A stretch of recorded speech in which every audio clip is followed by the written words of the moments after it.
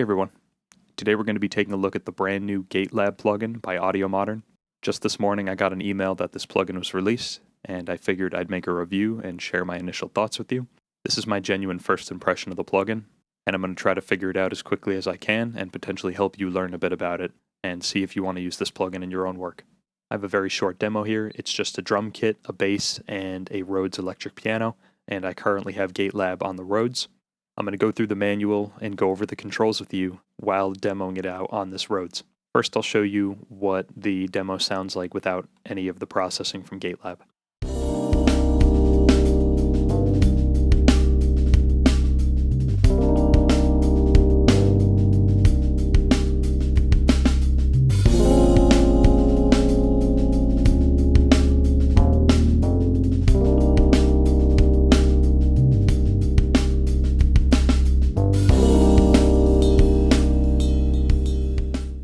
Now that you have an idea of what the demo sounds like without any processing from Gatelab, I'm going to solo my narration and the Rhodes keyboard, and we're going to mess with Gatelab on the Rhodes. In its default state, here's what Gatelab sounds like.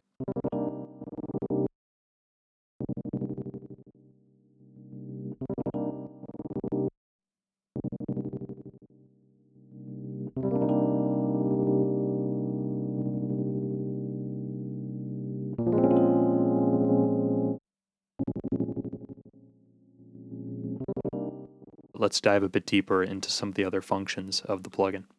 First off, what is Gatelab? Gatelab is a creative gate sequencer, volume modulation generator, and beyond. You can choose from a variety of randomization modes, density values, flow or gate mode, and built-in presets. Gatelab is an endlessly variable gate sequencer available for Mac, PC, and iOS devices as standalone or AUV3 audio unit plugin. Top bar controls. The top bar displays the current tempo in beats per minute, including a tempo adjustment slider and a fine adjustment knob. If you're not using the iOS version of Gatelab, it's going to automatically time sync to your DAW's current session tempo. In my case, it's 92 BPM, and you can see Gatelab has already recognized 92 BPM. Mode selector. Gatelab has two modes, a volume modulation mode called flow and a gate sequencer called gate mode. Currently we're set to flow mode, and we can use this toggle switch here to switch it over to gate mode. While in flow mode, drag up or down the sequencer's vertical sliders to draw your preferred sequence. While in gate mode, click the vertical sliders to activate or deactivate them. On flow mode, we can freely draw in the pattern we want to use.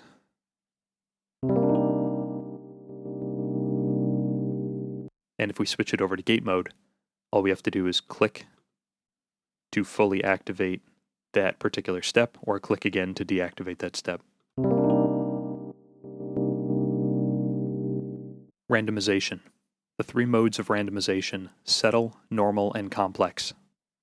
And I believe that the randomization is going to correspond to this button right here, which is the button used to generate a new random filter sequence.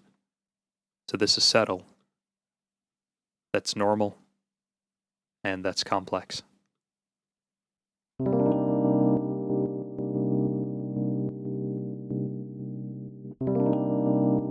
As you can hear, there's a little bit of popping between some of those steps, and this is something that you're going to see later in the manual, but you have this feather slider here, which can be used to kind of fade between each step in the sequencer and smooth it out.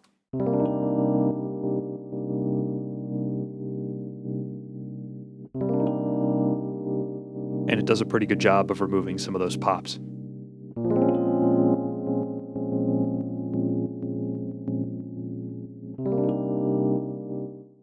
You can also select the motion of the sequencer. You can choose between forward, backward, and ping pong.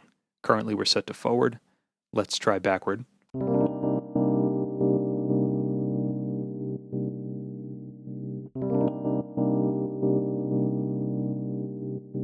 And ping pong.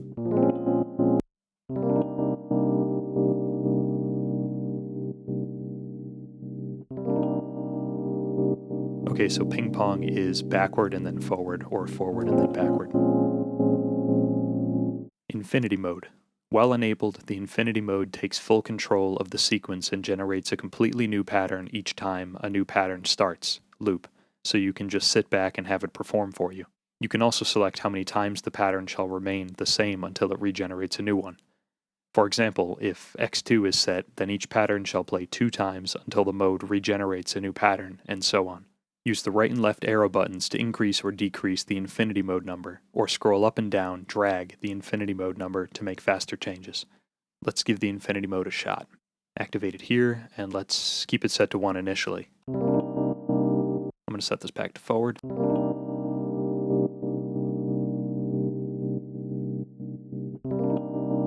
So every time it goes through our full 32-step sequence, it's going to generate a completely new pattern.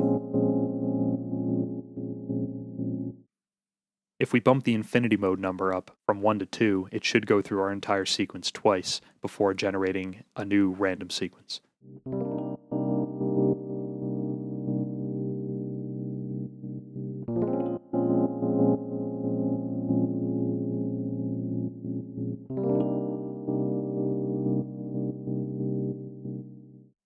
I'm not sure if that's a bug. It seems to be playing through the entire sequence 3 times before generating a new random sequence, even when it's set to 2.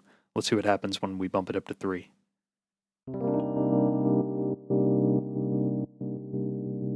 That's 1 playthrough.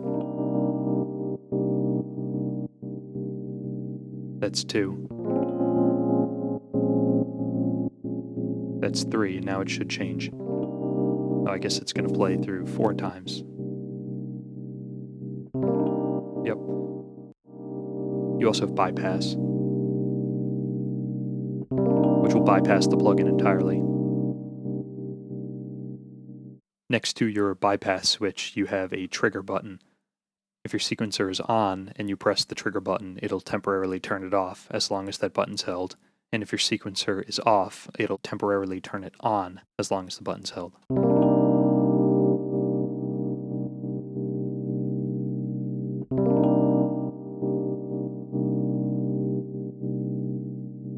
That can be very good for live playback. Main section. In the sequencer window, you can draw or adjust the values of each step on your computer using your mouse or using your finger on the iPad.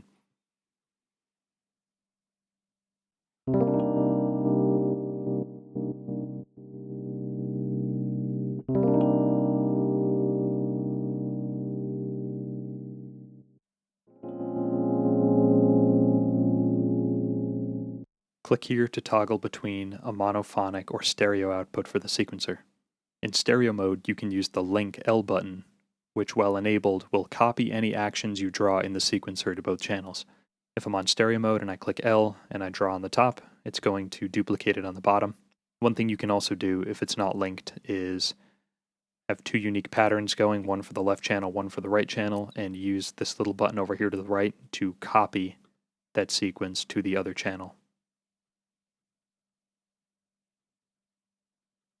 Having independent control of the left and right audio channel with the sequencer allows for even more creative possibilities with the plugin.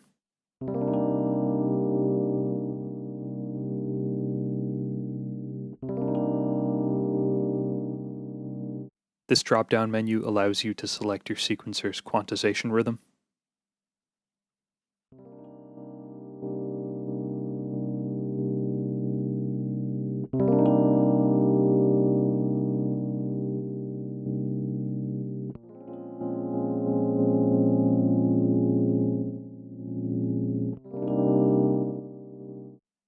Here you can select the total length of your pattern anywhere from 2 to 64 steps.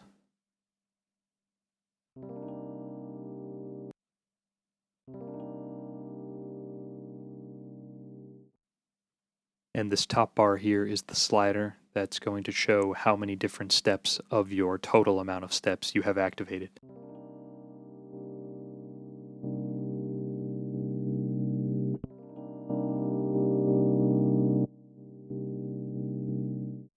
To prevent individual steps from being altered by the randomizer, click or tap the key icon, then select the steps you wish to freeze. You can then click the key again to continue editing your sequence. Let's bump this back up to 32 steps. Use the top slider bar here to activate all 32 steps. And now let's use the randomizer to generate a random sequence. And now I'm going to lock certain steps in my current sequence so they won't be impacted by randomization or other edits. You can see the yellow highlight on the bottom of them that's showing they're locked. Now if I generate a new random sequence, it will not affect those current steps.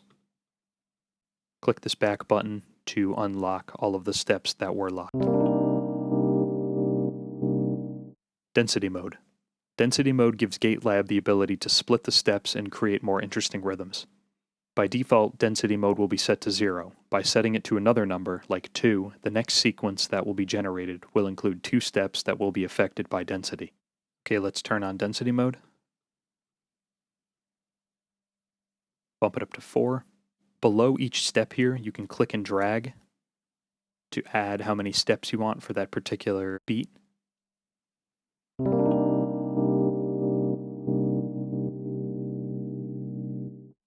You also have a randomize mode right here.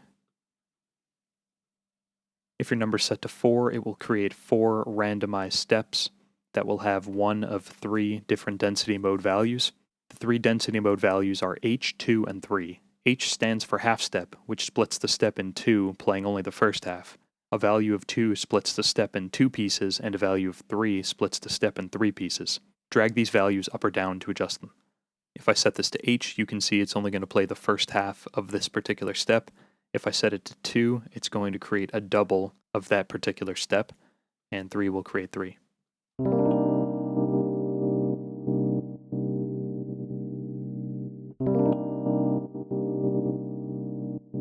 If you bump the density mode number up to 32 and click randomize, it will add one of those 3 values to every single step in our current sequence.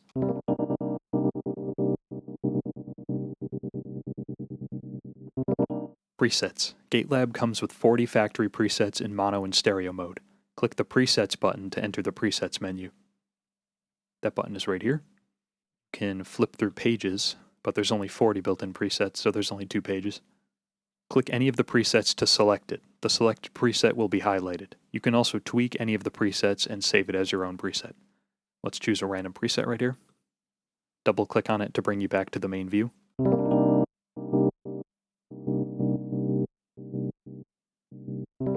Disintegration mode. By activating the disintegration mode, the infinity control will also be activated.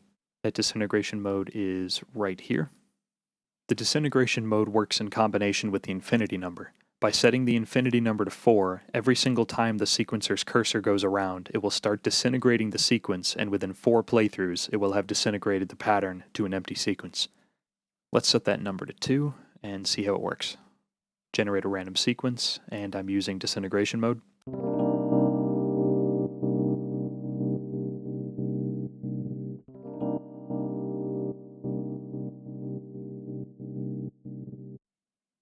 Okay, so after 2 full playthroughs, it has completely disintegrated our pattern and we're left with nothing in the sequencer. The grow mode works exactly the same way, but in the opposite way. Starting with an empty sequence until the end of 4 bars, it reaches the expected number of active steps according to the selected randomization mode, settle, normal, or complex. Feather control. This smooths out the different steps.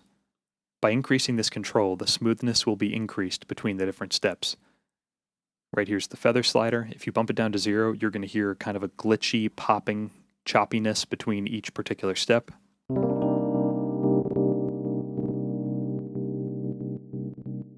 For certain genres of music that might be desirable, you can hear there is quite a click to it, so what I would do is usually bump this feather control up pretty high to smooth between each step. It removes some of that popping.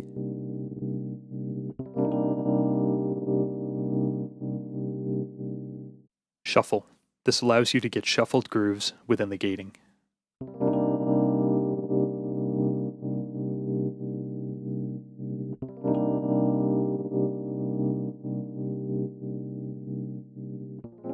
And dry and wet controls.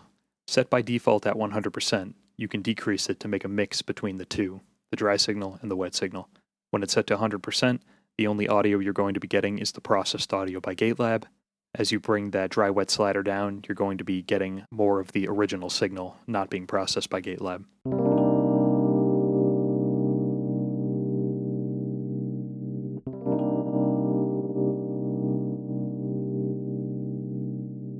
Saving presets. In Gatelab, you have 2 options to store, save your custom presets. The traditional method requires you to click the Save pencil button on the top right. Name your preset and click Save. You can also assign a preset to a quick load slot and rename and delete your presets. Quick load slots.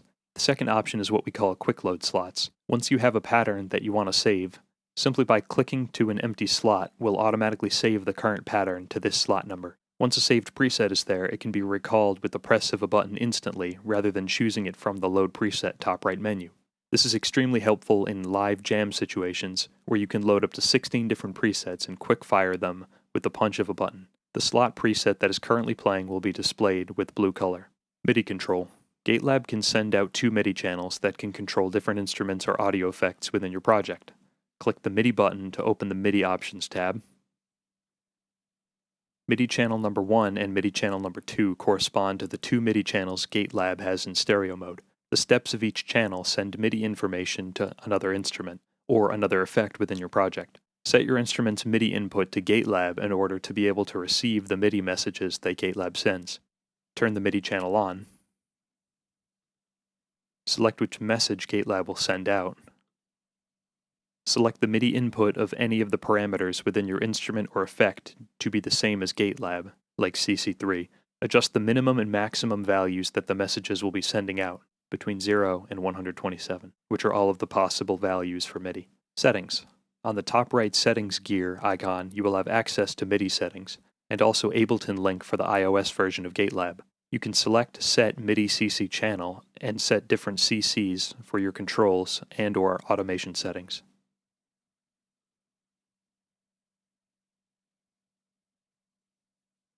Automation Midi Learn. Midi Learn allows you to remote control virtually any on-screen parameter with a Midi controller. The basic process of pairing a physical control to a Gatelab parameter using Midi Learn is extremely simple. Click the Learn button on top. The controls that can be automated are highlighted. Select a parameter to be activated for the Midi Learn mode. Move a slider knob on your Midi controller to associate it. You will be able to see the Midi CC number of the associated control. Click Learn to exit the Midi Learn mode. Now that we've gone through all of the controls built into Gatelab, let's try messing around with it a bit in the context of this short demo I have here. I've been using it on the Rhodes, but I'd be curious to see what this sounds like on a full drum kit, and the types of interesting rhythmic patterns we can create using Gatelab. I'm going to deactivate Gatelab on the Rhodes for now and put an instance of it on my full drum kit. I'm going to create a complex rhythmic sequence, randomly generate it, and see what it sounds like on the drums.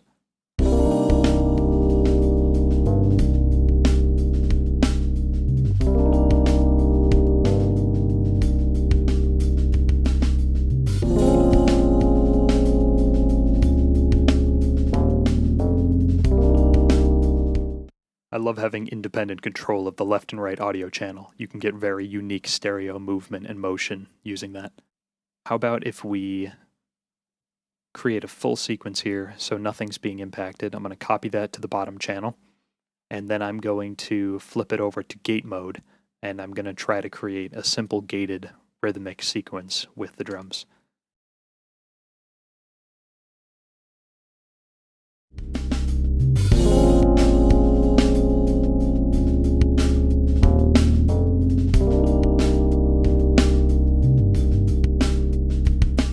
I'm also going to play around with some of the built-in presets to see how good they are and how usable they are.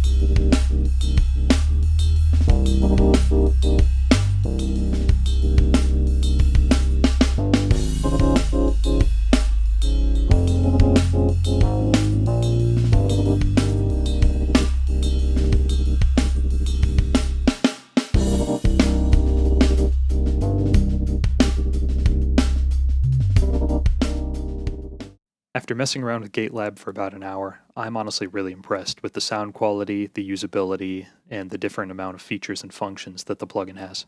For a free plugin, I think this is fantastic. I wasn't particularly impressed with Filter Step when I used it. There were a lot of limitations in it. It wasn't as versatile as this plugin, but I think Gatelab is a huge step up above Filter Step. The plugin is packed full of features, a lot of different controls for your sequencer. The randomization is a great function. The ability to link and control different instruments with Gatelab is also a great feature. A lot of things built into this. Definitely gives it the feeling of a premium plugin. It's not as limited as Filter Step. The GUI is very easy to look at. It's easy to resize. You don't have to dive into a lot of menus. There could be a bit better labeling on some of these switches and controls. Like this is the infinity mode, it could just have infinity mode written above it. This button right here is randomization, it could have randomization written above it. It is a clean looking GUI, but I think they could have some better labeling and titling to help beginners learn how to use the plugin. I wouldn't understand a lot of these controls if I hadn't read through the user manual. The presets built into it are very usable, they sound good. 40 isn't a lot of presets, but having something like the randomization feature makes it so that you can make basically an infinite amount of presets on your own. You can also save presets and add them to this quick slot down here, which makes it even easier for live use, or for you to recall certain presets you've created or built-in presets that you like. I think this plugin works well on a variety of different sources thanks to the amount of controls it has. The plugin does rhythmic gating very well. It does sequencing very well. I think the GUI could be improved a little bit. Audiomodern made the purpose of this plugin very clear. It's a rhythmic gator, a modulation tool, a step sequencer plugin. I think it serves that purpose very well. It's probably even better than some paid plugins. Do you need this plugin for your productions? Depends on the genre of music you make. I would say yes, it's worth picking up. But I can't see this plugin being useless. I think it has too many interesting built-in features and can create enough interesting sounds that it's worth picking up. I would have liked to have independent control over the tempo and not have it linked to my DAW.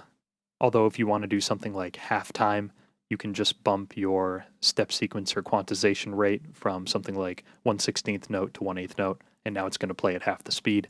Although it would be nice to have the option to do non-tempo synced sequences. Logic has some rhythmic gating effects built into it with something like fat effects or step effects, but if you don't use Logic, this might serve the purpose of a plugin that you don't have built into your DAW. I haven't experienced any significant drawbacks or issues with the plugin. The price to performance is amazing because it sounds very good, has a ton of built-in functionality, and it's free. I recommend you take a look at Gatelab by Audiomodern, a very unique, interesting plugin. I'm glad I checked it out myself. I wasn't very impressed with Filter Step, as I said, but this is a huge step up in my opinion. Thank you for taking the time to check out my review, and I'm looking forward to doing more plugin reviews like this. Thanks again.